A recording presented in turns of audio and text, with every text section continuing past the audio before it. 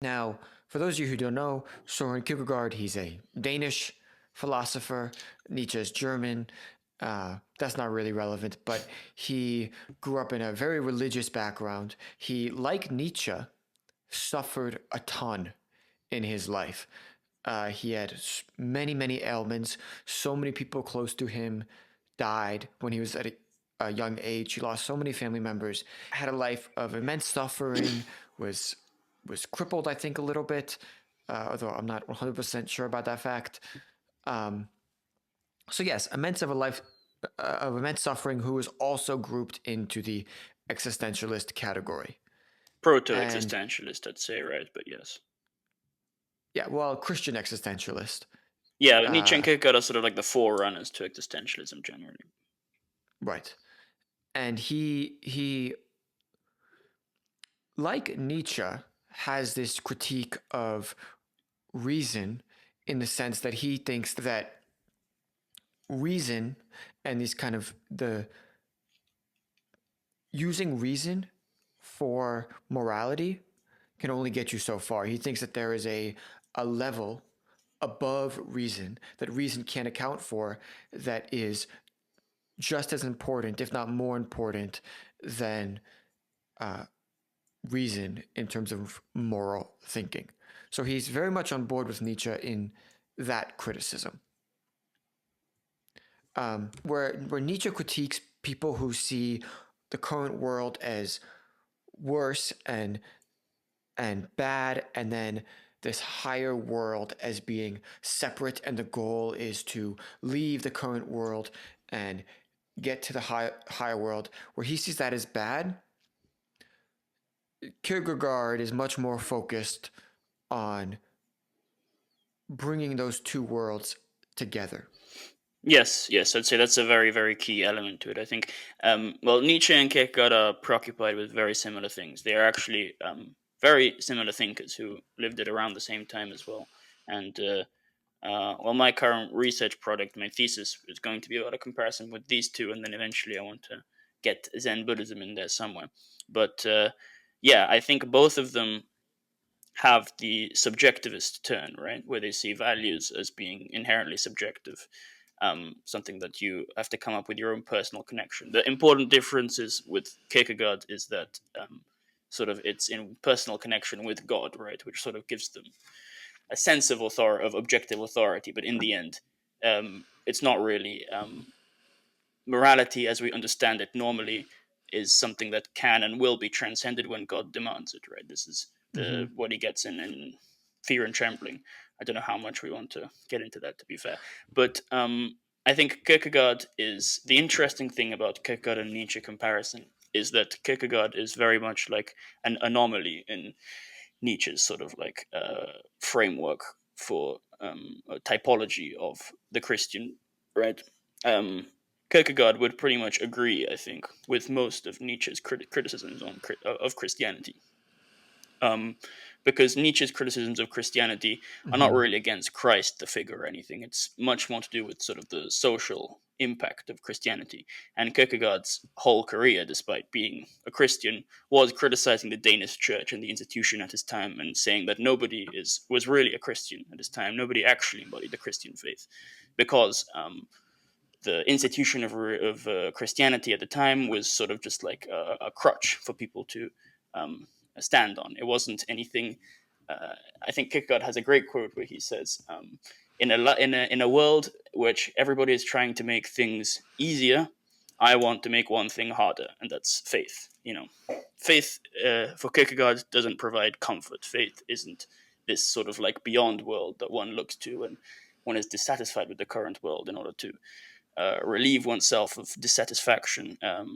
No, it's sort of it's a source of strength. It's a call to personally engage with the world in a way that you take the transcendent and make it immanent. And to not use technical terminology, the transcendent would be the hint to what we were talking about, this other world that is sort of like superior and separate from this world. Um, and Kierkegaard, sort of, with his intrinsically personal relationship with God, sees the task of affirming life as one of, instead of as in Nietzsche getting rid of the other world entirely. It would be one of bringing the other world down to the here and the now, right? To have God, realize God's transfiguring presence in your everyday life and in the world around you at all times. Right. The idea that Kierkegaard critiques so much is that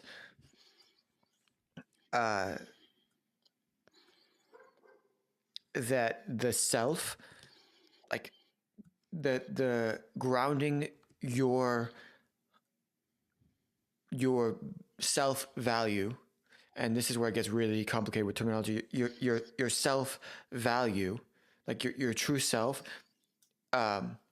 in relation to something that you think is higher or better. So, like, if you let's take love for example.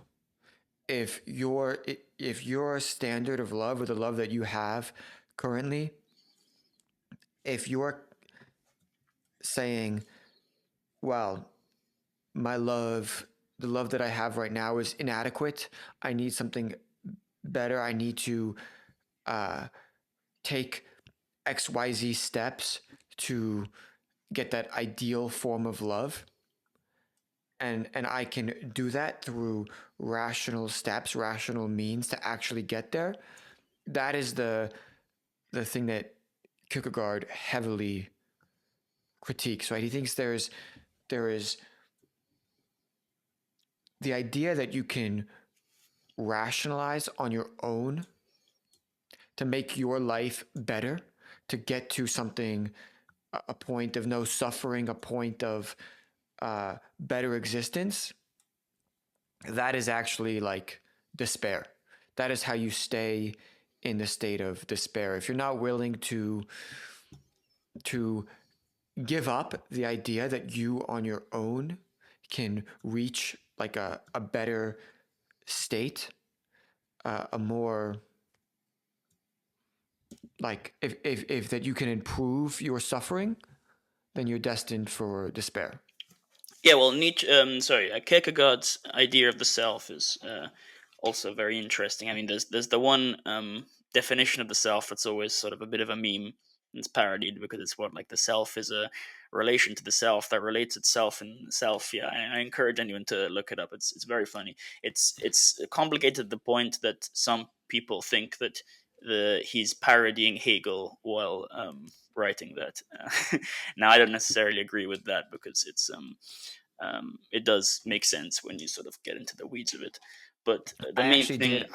yeah, I was gonna say I actually, I don't know if you remember this, but I did a whole, my thesis last year was on this idea, and I used the idea of a souffle to explain this concept, and how I took that whole definition of the self and the relation to the self as it's relating to whatever it is.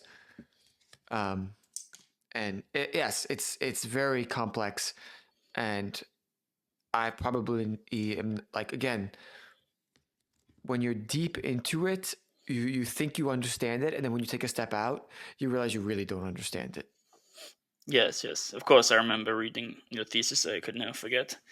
Um, yeah, but so the important thing I think to take out of there is that the self for Kierkegaard is not something stable. It's not something sort of atomistic that's separate from the rest of the world and from God. It's a relation, right? It's always constantly relating to itself. It's in a state of becoming. You know, the self is something that you have to commit to in order to realize and to um, sort of transform. And in that sense, it's actually very close to Buddhism. That's where you can immediately start making comparisons to the dependent origination doctrine. But wait, yeah, oh dear. God bless you. Thank you. What was I saying? Something about the self. But what were we relating this to? Oh, I can't hear you anymore. It's because my mic was off. Yeah. You were saying that the idea of the self relating to something else has immediate comparisons that you can start drawing with Buddhism. Yeah, no, before that. I don't remember. Fuck. The self right to the self. Shit. What were you saying? Um,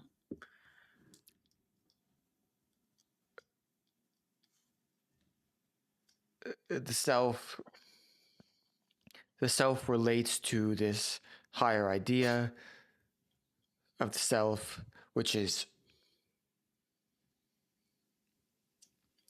the self is a relation which relates to the self, which is also relating to God, because God is the one that makes the self. yeah. I was gonna say, I guess despair, the way he talks about it, is a misalignment of the self. So it's sort of the self relating to itself in a way that is incorrect. That's based on sort of things that are not true, I guess. Um, and I think despair functionally is quite similar to the way Nietzsche speaks of nihilism as sort of a negative value judgment on life and on existence. Well, I guess the comparison, right, is for Kierkegaard, this idea is that you can the critique is holding on to the idea that you can actually improve this relation on your own, that you yourself can I think I said this before and it's very abstract, but that you can reach that higher state on your own, that you can actually take steps to alleviate the the suffering that you have on your own. So for Nietzsche, for Kierkegaard, the only way to completely get rid of that suffering is actually to give up the idea that you can improve your situation, improve yourself, but paradoxically, while still believing that as you're giving up that self, you're becoming, as we said, the self in the higher order, the the The self relating to or God. the, yes, the self relating to God, the more ideal or perfect Yes, self. this is where actually the comparison with Zen Buddhism comes. I think it's quite similar to the concept of forgetting the self in Zen Buddhism. There's a really great quote by the Zen master Huang Po, which is actually, as soon as I read it, I remember I immediately thought of Kierkegaard. And he says, men are afraid to fall into the void because they think that the void is the realm of nothingness, something like this. Men are afraid to fall into the void, or to forget this. Sorry. All right. Edit this out. Men are afraid to forget their minds, fearing to fall through the void, but they do not know that the void is not really the void, but the realm of the Buddha Dharma. Basically, what he's saying is that we often think of forgetting the self as leading to some kind of nihilism.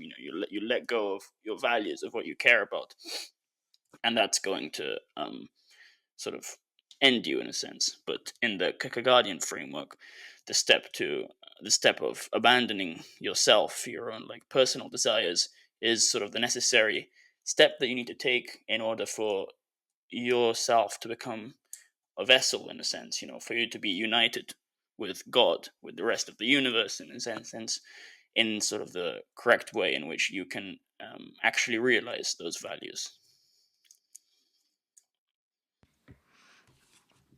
Say that one more time. So forgetting the self in Kierkegaard is where you Right.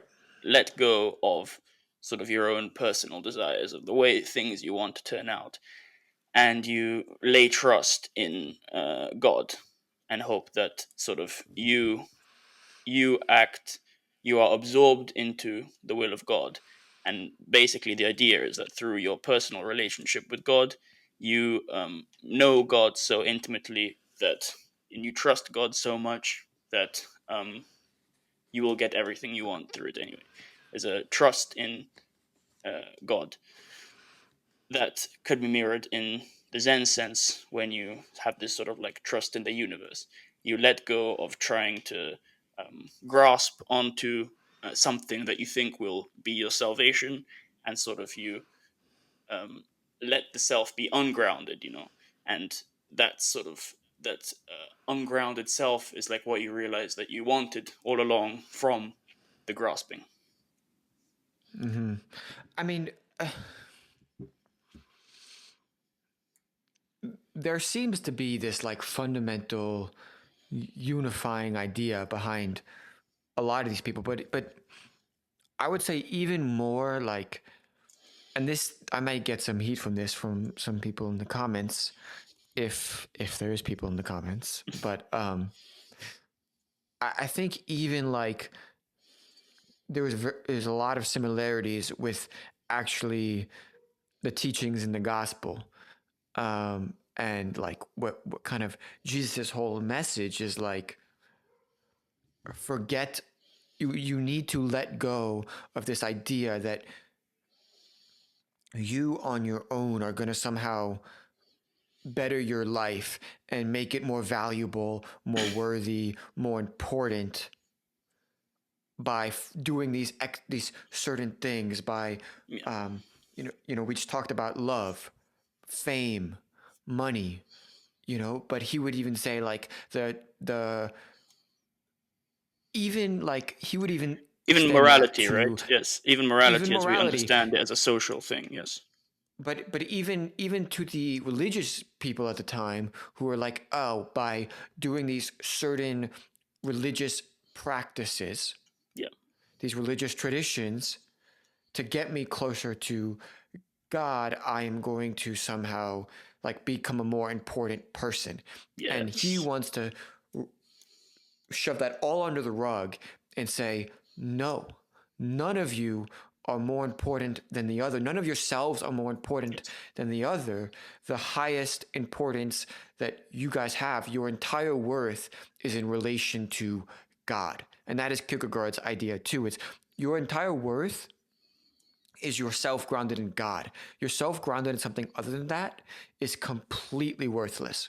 And you thinking that Yes. it is going to lead you to a life of constant despair, even if you don't know that it is. Absolutely, that was actually brilliantly put. I totally agree with this. And Zen Buddhism has a very similar thing where attempting to ground yourself in anything is mistaken and is what leads to suffering and dissatisfaction and whatnot. The point of disagreement, I guess, is obviously Kierkegaard says that you can ground yourself in God, whereas the Buddhists say that there is no ground. Everything is ultimately groundless. And once you realize that everything is groundless, sort of you let go of the need for grounding in the first place. But there is a sense in which sort of as we were saying in the Kierkegaardian self, right? The self is something that is trying to be actualized. It's in the process of becoming something, right? And it's trying to actualize itself, and it's trying to do it through all these different things we were saying. And it's the same thing in Buddhism, right? The self tries to realize itself, to make itself real, because it's haunted by the fact that it isn't real in the first place. And in Zen, letting go of this need to be real, you find yourself realized by sort of the totality of existence in of itself. There's no need to be realized as separate from existence, which is what we're constantly trying to do. But existence as a whole basically realizes you as this sort of like formless no thing. It's not a thing, as in it's not like an existent one thing, but it's also not nothing. There's this no thing which realizes you as such. So in that sense, it's not too different. And I mean, since we're doing comparative religion and comparative spirituality, I'm always reminded of the Einstein quote as well. I think where he puts it very well. He says that the goal of true religion, of any true spirituality, is basically to let go of this delusion of consciousness that you are a self separate from everything else. You know, all other spirituality that doesn't aim for this and aims for like sort of specific things that it wants is not true spirituality. And I mean, I think in this sense, you can even branch Nietzsche in that thinker, as I was saying. He's a very spiritual thinker himself. But yeah, I don't want to obviously get too close to perennialism, and sort of try and ignore the differences in religion by making them all out to be the same ones. But I do think that the religious drive is obviously a fundamental human drive that manifests itself in very different ways. And sure, I would agree that the goal of true spirituality is to realize your ultimate interconnectedness with the universe, whether that be through God or through the no thing or Brahman or whatever other religions go about it. That doesn't mean that all religions are equally successful as well. You might say that some religions try to do it and do it wrong and whatever. But yes.